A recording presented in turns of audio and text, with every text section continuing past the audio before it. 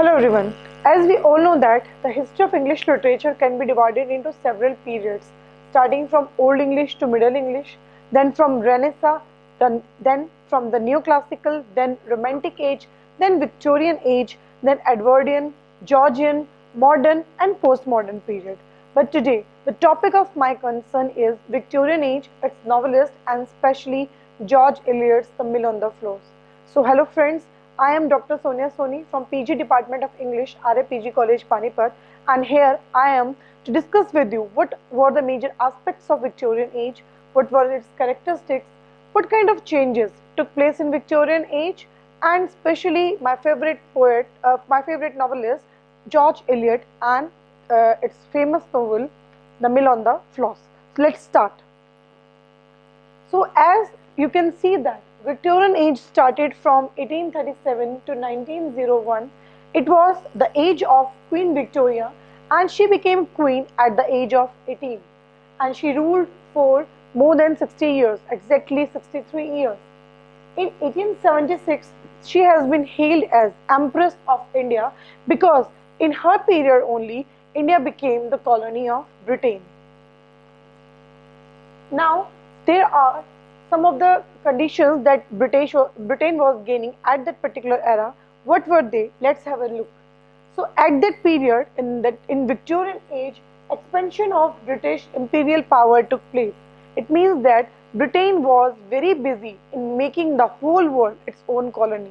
It was expanding its colonies all over the world. Then there was improvement in technology. It was the age of Industrial Revolution. Industrial Revolution took place. So it was also the age of scientific temperaments. Lot of scientific discoveries they took place in Victorian Age. Because of those scientific temperaments, there was a change in worldview. Means the church went back foot. Reasons, logic, reasoning, scientific developments they came on front foot. Then a great incident happened in Victorian Age in 1859. And what was that incident? That incident was the publication of Origin of Species by Charles Darwin, and in that book there was theory of evolution. It just shook the whole of the world. After that, there was change in working conditions. As I have already discussed, that it was the age of Industrial Revolution. Labor class emerged in this particular age. So definitely there was change in the working conditions. Then an important thing happened in Victorian Age. What was that? It was rise of atheism and PreRephaelite movement.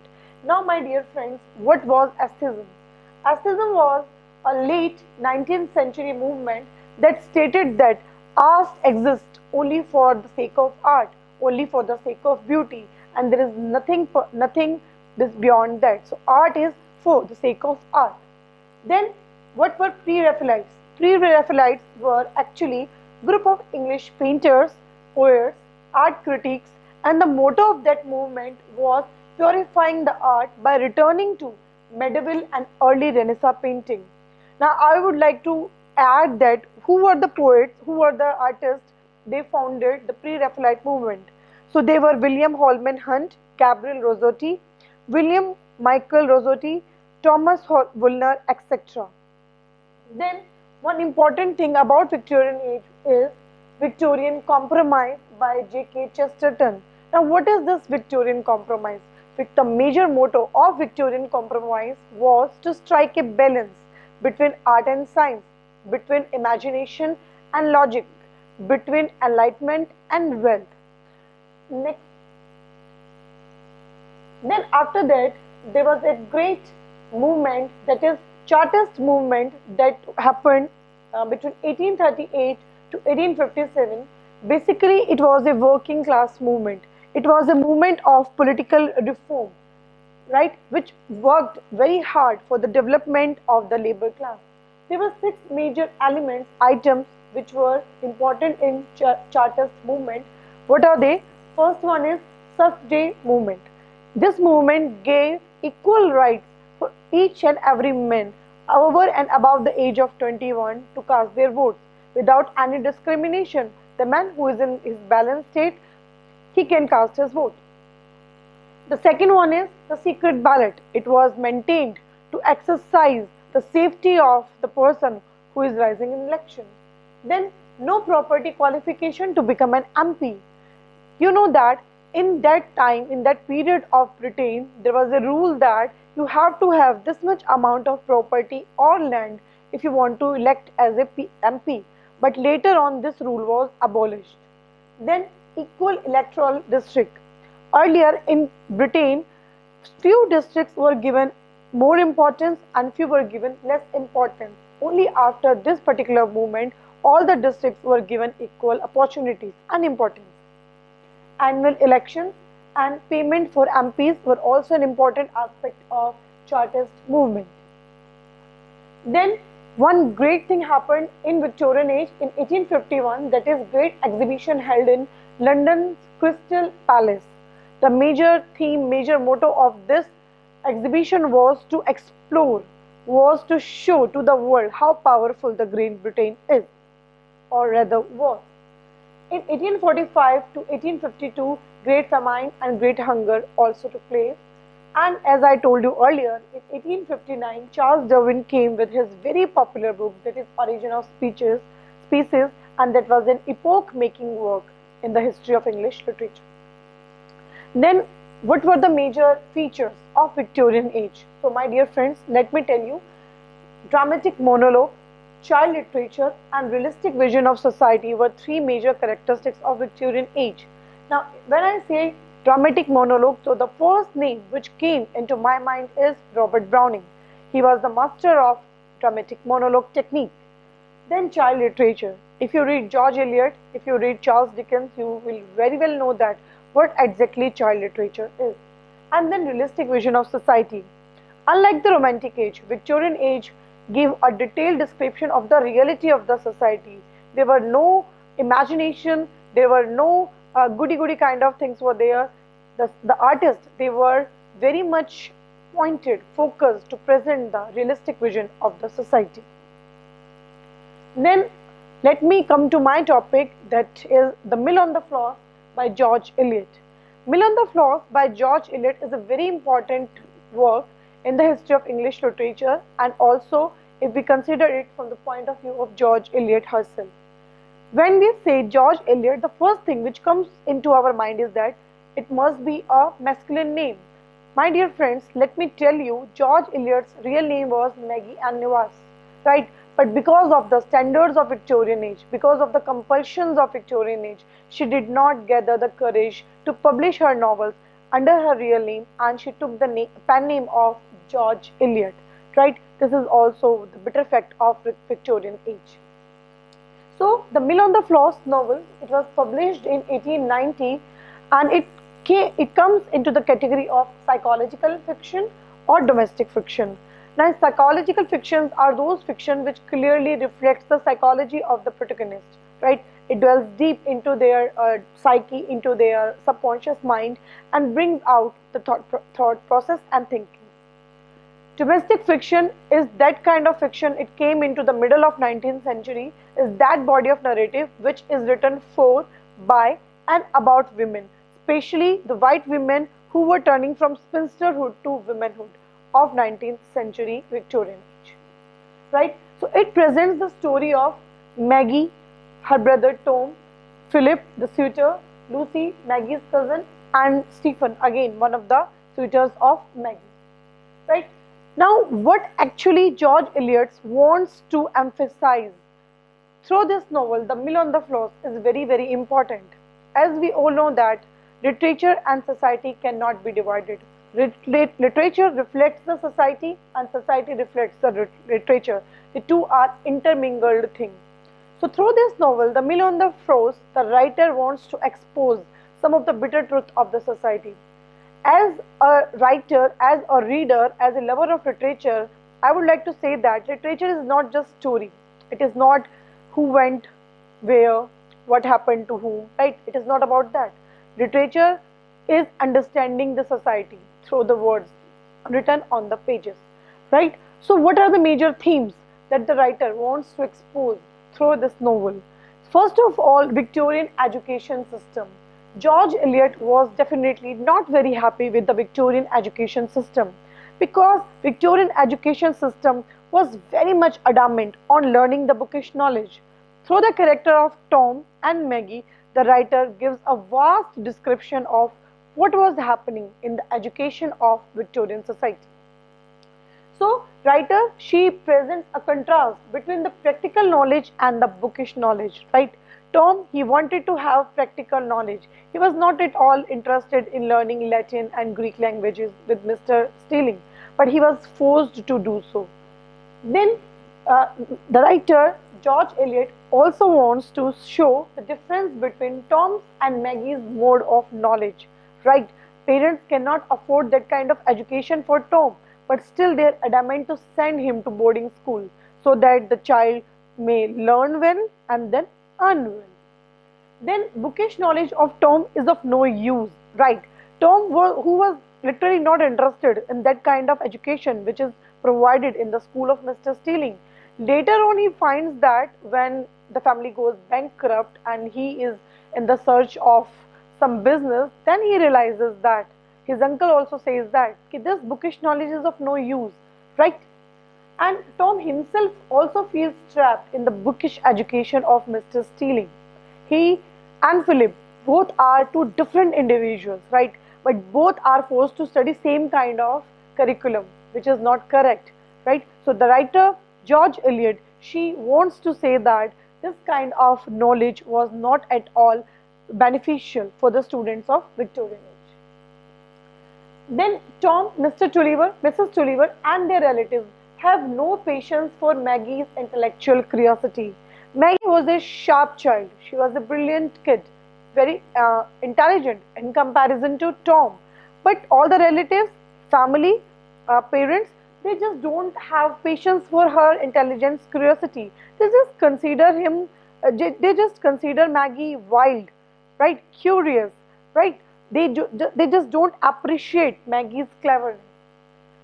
Narrowness of Tom's miseducation under Mr. Steeling seems related to the narrowness of Tom's tolerance for other mode of knowledge. What the writer wants to say is that because of the practical and lifeless kind of education which is being provided to Tom, actually Maggie was much more interested in that kind of knowledge. She was a lover of literature. She wanted to read books, but she was not given a chance, right? So that boring and bookish knowledge has made Tom a different kind of person, a sour kind of person. He becomes more practical than emotional, which was not at all a healthy thing for the Victorian kids. Now, the second theme which the writer George Eliot wants to take up is the difference of treatment for men and women. Definitely, the Victorian society has different standards for men and women. Still, the case is same, but it was very much there in Victorian society. Now, what was the difference? Let's have a look. So, Maggie, despite having her feelings for Tom, despite having her feelings for Phillips and for Stephen, but she shrugs off from her feelings because she believes that she would be considered as a fallen woman if she listened to her heart. She becomes victim of the harshness of her own brother Tom, right? Tom is not ready to understand Maggie's psychology. He is not ready to understand how she is drifting towards Phillips and how then she is drifting towards Stephen. He is not ready to understand that. So maybe because of that practical knowledge which has been imparted to Tom has made him a different kind of man. Stephen, who falls in love with Maggie at the very first sight, and when he wants to live the rest of his life with Maggie, when he wants to get married to Maggie, the society, the people of St. O, they believe that Stephen is definitely under the spell of Maggie. It's quite strange. The whole blame comes to Maggie, not on Stephen. He has been considered as a poor creature. Then in Maggie-Stephen affair, the society is extremely harsh towards Maggie. Nobody wants to give any job to Maggie. Nobody wants to talk to her. When Maggie arrives after that boat incident in the town of St. Og, people start looking at her with a very different look, right? She has been criticized openly. Even her family members are not welcoming to Maggie. It is only Bob Jenkins and Maggie's mother who comes for her help. Then the writer George Eliot, she comments on the morality issues of Victorian age as there was a different morality standards for Maggie and Stephen.